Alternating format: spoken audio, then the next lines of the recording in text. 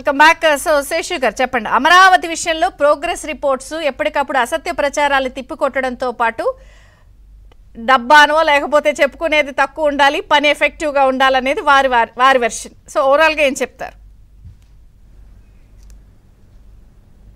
Definite గా వారు చెప్పినటువంటి మంచి సజెషన్. ఎందుకంటే లాస్ట్ టైం జరిగినటువంటి పరిణామాలన్నీ కూడా దృష్టిలో పెట్టుకుని పెద్దలు ఏదైతే చెప్పారో ఖచ్చితంగా అండి అందు గురించే మనం కూడా సింపుల్ గవర్నమెంట్ ఎఫెక్టివ్ గవర్నెన్స్ అనేటువంటి కాన్సెప్ట్ లో స్పీడ్ ఆఫ్ డూయింగ్ బిజినెస్ కాకుండా ఫాస్ట్ ఆఫ్ డూయింగ్ బిజినెస్ అనేటువంటి కొత్త ఆవిష్కరణ వైపుగానే ప్రభుత్వం వెళ్తా ఉంది. దానిలో భాగంగానే మనం చూసాం ఇక్కడ ఏదైతే ఈ యొక్క ప్రభుత్వం చేసేటువంటి పనులకి ఇక్కడ ఉన్నటువంటి ప్రతిపక్షం కాని ప్రతిపక్షం అంటే పార్టీగా ప్రతిపక్షమే కానీ ప్రభుత్వం అంటే అసెంబ్లీలో లేనటువంటి ప్రతిపక్షం వాళ్ళకి సంబంధించినటువంటి ఎంపీలు కూడా కేంద్రంలోని మొన్న అడిగినటువంటి ప్రశ్న ఏదైతే కేంద్ర ప్రభుత్వం నుంచి వచ్చేటువంటి రుణాలు కేంద్ర ప్రభుత్వం అనేక మార్లు చెప్పినా రాష్ట్ర ప్రభుత్వం చెప్పినా కూడా ఇదేదో కేంద్రానికి అప్పుగా తీసుకొచ్చింది మరలా రాష్ట్రం కట్టాలన్న దాని మీద వాళ్ళు అడిగినటువంటి ప్రశ్నకి లిఖిత పూర్వకంగా ఏదైతే సమాధానం ఇచ్చి ఇవన్నీ కూడా రాష్ట్రంది కాదు బాధ్యత కేంద్రందే బాధ్యత అని చెప్పేసి ఏదైతే లిఖిత పూర్వకంగా సమాధానం ఇచ్చారో ఖచ్చితంగా మరణ శ్మశానాలు అన్నారు, దెబ్బలు అన్నారు, అసలు ఏమీ లేదన్నారు,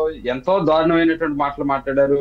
ఇక్కడ కనీసం ముఖ్యమంత్రి గారు పరదాలు కట్టుకుని అక్కడ బయటికి రావాలంటే ఎవరిని రానివ్వకుండా గడిచినటువంటి 5 ఏళ్ళు ఎట్లాంటి పరిపాలన జరిగిందో మనందరం కూడా చూసాం.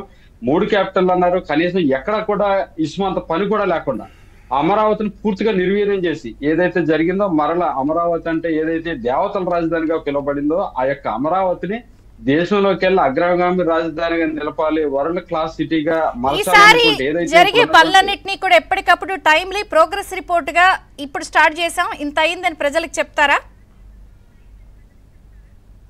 డెఫినెట్ గా అండి చెప్పడమే కాదు ప్రజలందరూ కూడా కలర్ చూస్తారు. ఎందుకంటే ప్రతి ఒక్కరికి ఏదో సందర్భంలో రాజధానితో అవసరం పడుతుంది, రావాల్సినటువంటి అవసరం ఉంటుంది. ఖచ్చితంగా ప్రతి పని కూడా ప్రోగ్రెస్ అవుతానే ఉంటుంది. ఇప్పుడు ఏదైతే 37,702.15 కోట్ల రూపాయలకు సంబంధించినటువంటి పనులన్నీ కూడా ఏదైతే ఉందో 59 టెండర్లు ఏవైతే ఉన్నాయో వీటన్నిటికి సంబంధించి కూడా నారాయణ గారు చాలా డీటెయిల్డ్ గా ఎప్పటికప్పుడు ఉన్నారు. రెండోది సిఆర్డీఏ మీటింగ్ జరుగుతూ ఉంది, క్యాబినెట్ మీటింగ్ జరుగుతూ ఉంది. ప్రతి పని కూడా ప్రజలకి తెలిసే రీతిన అర్థమయ్యే రీతిన జరుగుతూ ఉంది. ఎన్ని సంస్థలు వచ్చినాయి, ఎన్ని సంస్థల పనులు మొదలుపెట్టినాయి, ఎన్ని సంస్థలకు ఎన్ని స్థలాలు కేటాయింపు జరిగింది, ఇదంతా కూడా డీటెయిల్ రిపోర్ట్ అంతా కూడా ప్రజల ముందు ఉంచుతా ఉన్నారు. అనుమానం లేదండి. ఎందుకంటే గడిచినటువంటి దానిలో ఏదైతే ప్లానింగ్ వేయటంలో కానీ ఇంకోటి కానీ జరిగినటువంటి డిలే వల్ల జరిగినటువంటి నష్టం కానీ అనర్థం కానీ క్యాపిటల్ కి అలాంటిది భవిష్యత్తులో ఎందుకంటే మీరు అన్నట్టుగానే టైం బాండ్ కేవలం 5 ఏళ్ళు మాత్రమే ఉంది. 5 ఏళ్లతో 8 ఏళ్ళు పూర్తయిపోయినాయి.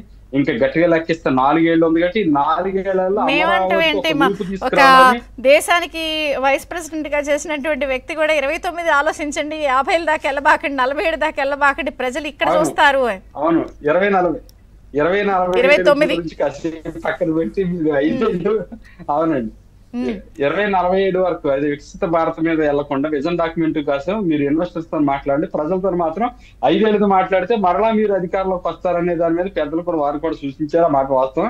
అందుకోసం పనులన్నీ కూడా మీకు అందుకే చూడండి ఎంత స్పీడ్ గా ఈ యొక్క పనులన్నీ ప్రారంభమవుతున్నాయి. పక్కన అభివృద్ధి చేస్తూ మరో పక్కన సంక్షేమం చేస్తూ కూడా క్యాపిటల్ ఒక పక్క పోలవరం ఇంకో పక్క ఈ రెండింటిని కూడా పూర్తి చేయాలనేటువంటి కృతనిశ్చయంతో ప్రభుత్వం ఒక టైం బాండ్లు వెళ్తుంది. కాబట్టి డెఫినెట్ గా అమరావతి అనేదాన్ని 5 ఏళ్లలో ఒక అద్భుతమైనటువంటి రూపంలో మన అందరం కూడా చూస్తాం, మన అందరం కూడా చూసే వాళ్ళకి మీరు టీడీపీ రిప్రజెంట్ చేస్తారు కాబట్టి చెప్పండి, గతంలో గ్రాఫిక్స్ అని నిందేసినప్పుడు మీరంతా చేష్టలుడికి చూస్తూ ఉండిపోయారు, తిప్పుకొట్టలేకపోయారు.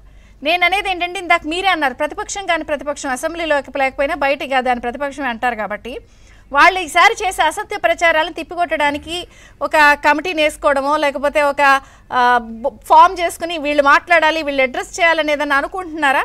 ఖచ్చితంగా ఈ విషయాల్ని ఈ బ్యాచ్ అంతా అడ్రస్ చేయాలి, ఒక టీంని ఏమైనా ఏర్పాటు చేస్తారా తిప్పికొట్టడానికి? టీం ఏర్పాటు కాదు కానీ మేడం ఇక్కడ ఒకటి జరుగుతూ ఉందండి. ఏంటంటే జగన్మోహన్ రెడ్డి గారు 2014-19 మధ్యన అపోజిషన్ లీడర్ గా ఉన్నప్పుడు ఆయన మాట్లాడినప్పుడు మాటలు కానీ 3 ఏళ్ళు అయిపోయింది, రాజధానిలో ఇట్టుకోబడలేదు, నేను వస్తే 3 నెలల్లో పూర్తి చేస్తా అని ఉంటుందని ఏదైతే ఇవన్నీ మాట్లాడాడో బాబు గారి ఇంట్లో లేని పీక్ డైమండ్ ఉందని కానీ లేకపోతే వాళ్ళ బాబాయ్ హత్య కానీ అంటే వీళ్ళంతా ఫేక్ ప్రచారం ఎట్లా చేస్తారనేది 5 ఏళ్ళు అధికారంలోకి వచ్చిన తర్వాత ప్రజలు చూసేశారు. ముందు చేసినటువంటి ప్రచారానికి వాళ్ళు అధికారంలోకి వచ్చిన తర్వాత చేసినటువంటి యాక్టివిటీకి ఆ డిఫరెన్స్ ఏంటనేది ప్రజలు గమనించారు కాబట్టి కనీసం ప్రతిపక్ష హోదా మీరు కూడా ఇవ్వలేదు. అయినప్పటికీ కూడా ఒక నిమిషం నేను ఈ ప్రశ్న అడగడానికి రీజన్ ఉంది. ఒక నిమిషం, మీరు పాత విషయాలు పాత ఈ జనాలు నమ్మేశారు, ఇప్పుడు కొత్త కొత్త ఫేకులు వచ్చినాయి, అవి మీరు కనిపెట్టి దానికి సమాధానం ప్రిపేర్ అవ్వండి అని అడుగుతున్నా. ఆల్రెడీ మీరు ఏదైతే 59 టెండర్లు అంటున్నారో, 37,000 కోట్ల పనులు అంటున్నారో, వీటికి సంబంధించిన ప్రచారం ఏంటి? కమిషన్లు పెట్టేసుకున్నారు, వాళ్ళ ముఠాకి ఇచ్చేసుకున్నారు, ఇవన్నీ కూడా చేసేస్తున్నారు, రేట్లు పెంచేశారు, ఇది అసలు అడుక్కి ఇంత అవుతుందా, గజానికి ఇంత అవుతుందా అని లెక్కలు చెప్పి బ్యానర్లు వేస్తున్నారు. నేను అనేది ఇవి తిప్పి కొట్టడం ఇంకా స్టార్ట్ కాలా. సో ఇవి తిప్పి కొట్టడానికి ఏమన్నా జాగ్రత్తలు తీసుకుంటున్నారా? డెఫినెట్ గా మేడం, డెఫినెట్ గా వాటిని తిప్పుకొట్టడానికి పనులు ఎప్పుడైతే మొదలవుతాయో రిజల్ట్ చూస్తారు.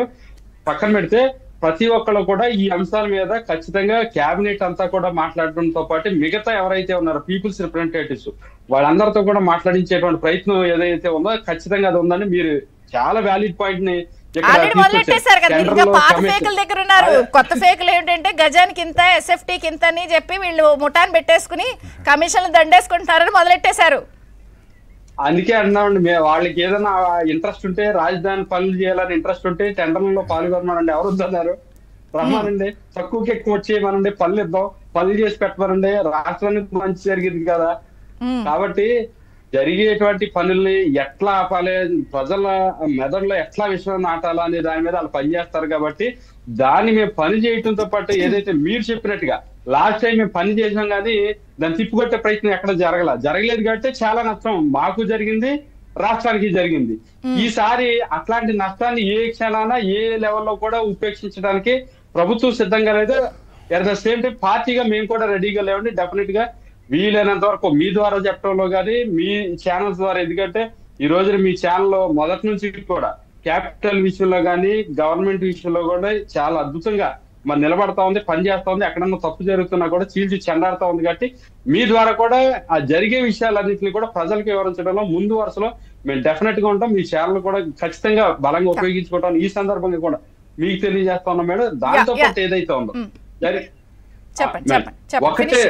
ఒకటేనండి, 5 ఏళ్లలో మన చేతుల్లో మంత్రాలు ఒక్క రోజులో ఎలా పెట్టి ఎలాగంటే ఏదో అల్లాదీన్ అద్భుత దీపంలో పనులు జరగవు. కానీ జరిగేటువంటి పనులు ఏదైతే 20,000 మంది కార్మికుల్ని వచ్చే నెల నుంచి దింపడంలో కానీ, సంస్థలన్నింటినీ కూడా రంగంలో దించడంలో కానీ యుద్ధ ప్రాతిపదికన ప్రతి వారం కూడా మానిటరింగ్ చేసుకుంటూ ఏదైతే సోమవారాన్ని పోలవరంగా చేసుకుని ఎట్లయితే ఎవ్రీ మండే దాన్ని రివ్యూ చేసుకున్నారో, క్యాపిటల్ ను కూడా అదే విధంగా చేయడానికి ముఖ్యమంత్రి గారు కానీ, ఆ పురపాలక శాఖ మంత్రి గారు కానీ, లోకేష్ గారు కానీ క్యాబినెట్ అంతా కూడా పనిచేస్తా ఉందని. డెఫినెట్ గా 5 ఏళ్లలో మీరు అమరావతిని ఒక రూపాన్ని డెఫినెట్ గా చూస్తారు. అంటే ఇప్పుడు క్యాపిటల్ అంటే ఊరికే 4 బిల్డింగ్లు కట్టేస్తే క్యాపిటల్ అయిపోతుంది.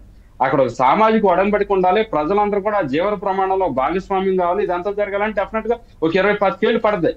కానీ దానికి అనుగుణంగా భవిష్యత్తు 50 ఏళ్ళు రానున్న 100 ఏళ్ళకి ప్రజలు ఎంతమంది వస్తారు, ఎంత కెపాసిటీ మనకు అవసరం అవుతుంది, ఏమేమి అవసరం అవుతుంది అనేది అంతా కూడా ప్లానింగ్ తో ఏదైతే మనకు ఒక రాజ్యాంగాన్ని రూపకల్పన చేసినప్పుడు భవిష్యత్తు అవసరాలను ఉద్దేశించి ఎట్లయితే ఆ రోజు రూపకల్పన చేశారో అట్లా అమరావతి కూడా జరుగుతుందండి. డెఫినెట్ గా పీపుల్స్ క్యాపిటల్ గా అమరావతి ఉండబోతా ఉంది, నిలవబోతా ఉంది. బీజేపీ నుంచి ఆది విల్సన్ గారు.